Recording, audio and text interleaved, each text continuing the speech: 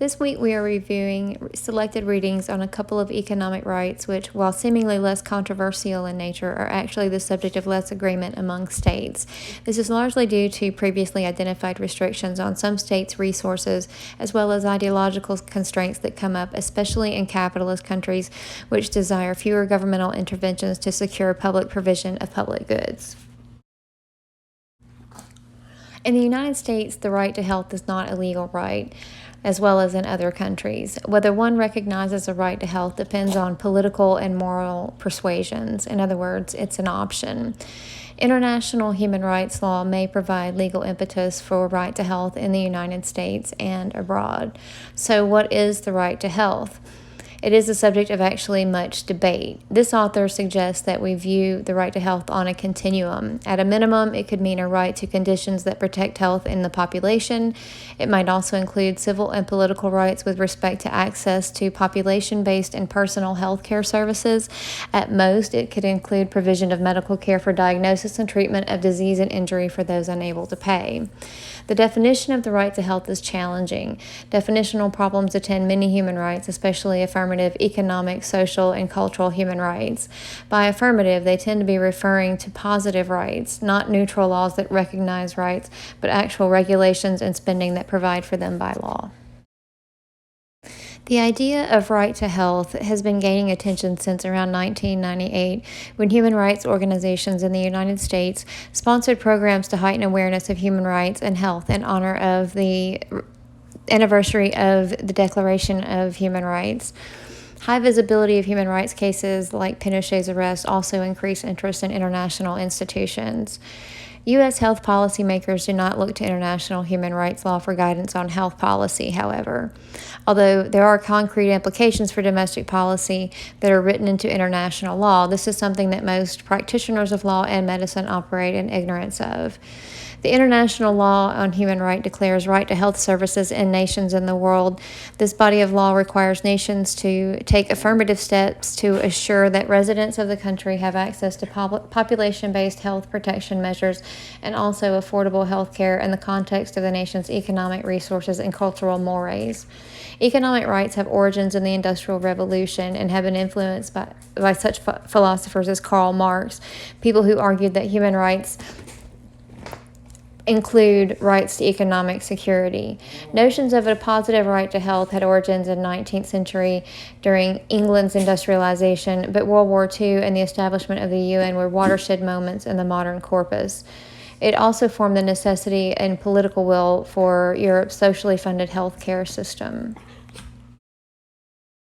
Various international treaties and declarations have recognized the right to health. The Economic Covenant is the most important.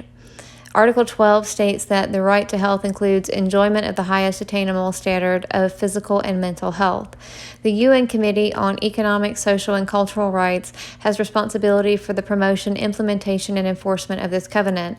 Right to health is recognized in numerous other international rights authorities that establish prohibitions against government conduct that is detrimental to health. This includes the International Convention on the Elimination of All Forms of Racial Discrimination in 1965, the Convention of Elimination to Eliminate All Forms of Discrimination Against Women in 1979, and the Convention on the Rights of the Child in 1989. The UN has established several agencies to promote economic and social development worldwide. The WHO, World Health Organization, has legislative capacity to make international regulations in addition to health promotion. The WHO Constitution states that humans have a right to the highest attainable standard of health, and they define health broadly as a state of complete physical, mental, and social well-being, and not merely the absence of disease or infirmity. Regional organizations have treaties and implementation bodies like the Inter-American System for the Protection of Human Rights of the Organization of American States. Article 11 of the American Declaration states that every person has the right to preservation of his health through sanitary and social measures relating to food, clothing, housing, and health care to the extent permitted by public and community resources. More recent Protocol of San Salvador specifies the right to health and interpretation of the Organization of American States Convention on Human Rights, the Pan American Health Organization within the World Health Organization, the 1993 Vienna Declaration of Program of Action also recognize the universality and human right to health. The United States did not embrace international human rights in general until the late 1970s when Carter made it fundamental to his foreign policy, but this was only for a brief period. By these authors' analysis, customary law is identified as a promising proponent of health practices.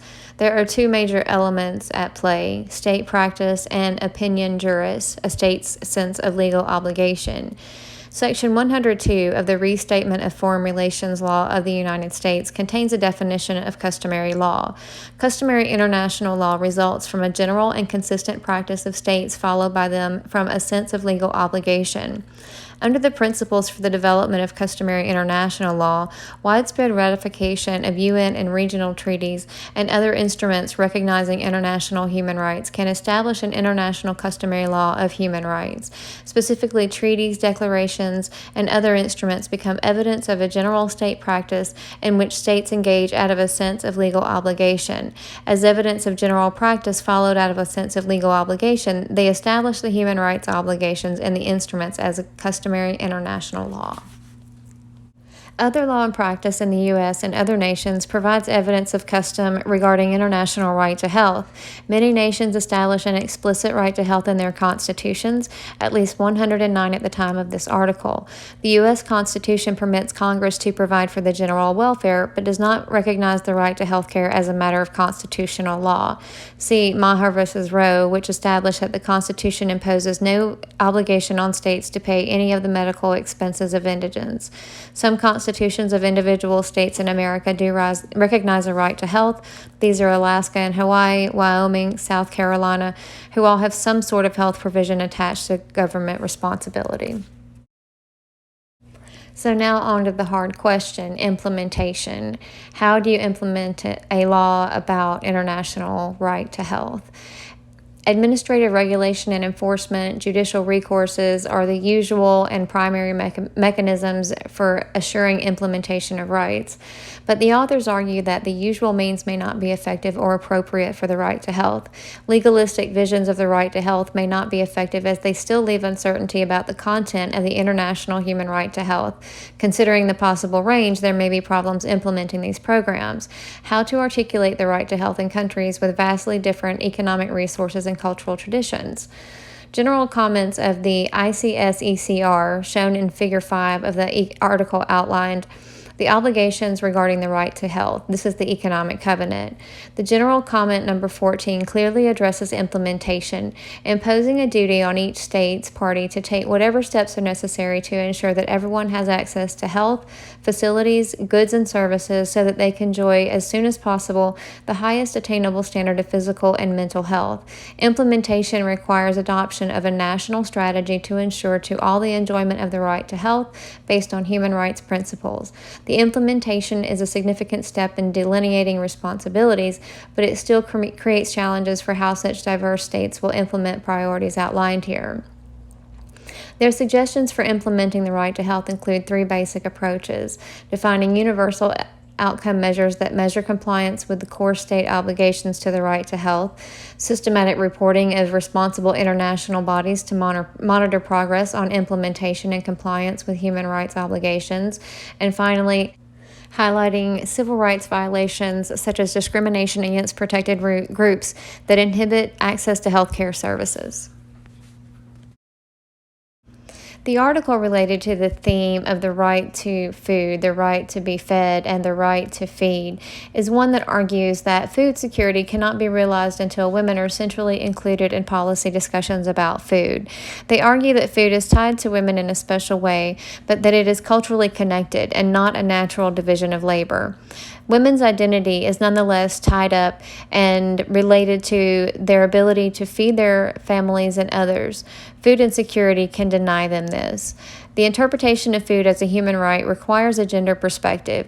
Seeing this problem and solving it requires understanding how gender equality is bound up with or intersects with other economic and civil and political rights, because the same mechanisms that cause one form of deprivation may also be impacting another right. Also, failing to secure one right, such as the right to food, can interfere with an individual's ability to secure another protected right. Women's unique relationship with food is wrapped up in a gendered analysis of the division of labor that is not paid work, and it does not directly generate profit, which means that it is often devalued under capitalism. Most food work in societies, even more advanced industrial societies, is that of women. The task of transmitting culture through the act of providing culturally acceptable meals generally falls on women and is passed down through women and their families. In many societies, food provides a way of self and familial expression while also providing women with something to influence others. In spite of this, many cultures involve the practice of feeding women last, and this is not something considered by the original legal instruments dedicated to the issue. In 1974, at the end of the World Food Conference in Rome, the governments of the world proclaimed that within a decade no child would go to bed hungry, that no family would fear for its next day's bread, and that no human being's future incapacities would be stunted by malnutrition. In spite of this proclamation, women's right to food within their own households is not protected by any state. Several instruments in international law pertain to the right to food. The right to food is affirmed in the Declaration of Human Rights, in Article 11 of the International Covenant on Economic, Social, and Cultural Rights. By 1976, it had been ratified or acceded to by 118 states, but it was still up to national governments to enforce and implement it. There were 4 rights considered fundamental: the right to housing, primary health care, basic education, and food. However, of these, hunger might be the most flagrantly violated right. International agreements provide the assumption of state obligations and capabilities to protect and procure the right to food, and this includes food for refugees, prisoners, victims of war, and victims of natural disasters within the boundaries of the state. The right to adequate food is distinct from the right to be free from hunger. The right to adequate food is a higher standard and involves the acknowledgement of food's cultural relevance. States' responsibility for human rights is examined at 3 levels. The obligation to respect is the first. States must do nothing to violate the right to satisfy basic needs for food. This means respecting the resource base of people so that they can produce their own food, ensure they have access to land and water, or that they have income to purchase food.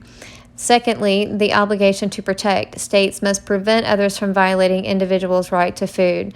Third, they have the obligation to fulfill. States must take measures to ensure for each person the right to food, and if that means land reform, redistribution, and direct provision of food when it is necessary, then that must be done. Food security is a matter of political will, according to international lawmakers. Food security is defined as the condition in which all people at all times can acquire safe, nutritionally adequate, and culturally acceptable foods in a manner that maintains human dignity. The assumption is that states should provide for food security through trade-based entitlements, production-based entitlements, own labor entitlements, and inheritance and transfer entitlements. Just as the right to food has changed its emphasis from a basic need to a human right, so too the international legislation on human rights has changed with the times. Originally, women were protected as a matter of protecting motherhood. Now the focus is on providing equality for women and girls. This is based on their humanity, not just their role for producing future generations. However, cultural factors continue to impede realization of women's rights. Protecting traditional groups sometimes means creating tension with the realization of international norms for gender equality. This is one of the larger challenges connected to women's equality, including the practice that women are often not fed or are fed last. And the link provided is about an international news story related to India, where this is a very pronounced problem. In spite of the progress in international accords and new recognition among international actors about the intersection of gender and food rights, women remain more vulnerable than men to malnutrition, a problem compounded by lack of access to the labor market, access to food and health care, sexual violence, and pregnancy. World Bank programs that focus on aid for women still tend to prioritize pregnancy programs and other cost-effective interventions that only provide short-term or insufficient security. The focus on women's health and pregnancy means that women as individuals are neglected. The international discussion is missing the input of women's real lived experiences as agents in the process of nutritional rights provision. They shouldn't be just seen as beneficiaries. The original foods rights recognition regime stresses product over process, context, and values without correcting these matters.